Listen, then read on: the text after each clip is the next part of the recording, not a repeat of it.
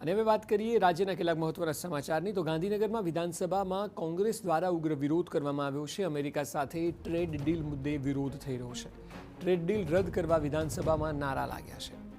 PM મોદીએ deal મુદ્દે સમાધાન કર્યું છે તેવા નારા લાગ્યા। કોંગ્રેસે ટ્રેડ ડીલને ખેડૂત વિરોધી ગણાવી છે।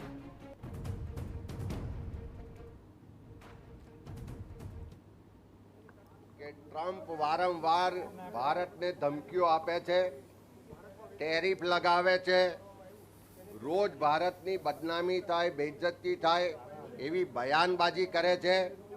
નરેન્દ્રભાઈ મોદી જે દેશના વડાપ્રધાન છે એની રાજકીય કારકિર્દી ખતમ ના થાય એવી સુધીની એ ઉચ્ચારણો કરે છે। તો ક્યાંક ને ક્યાંક એવું કારણ છે કે અમેરિકા સામે ભારતના વડાપ્રધાન સંપૂર્ણપણે સરેન્ડર થઈ ચૂક્યા છે।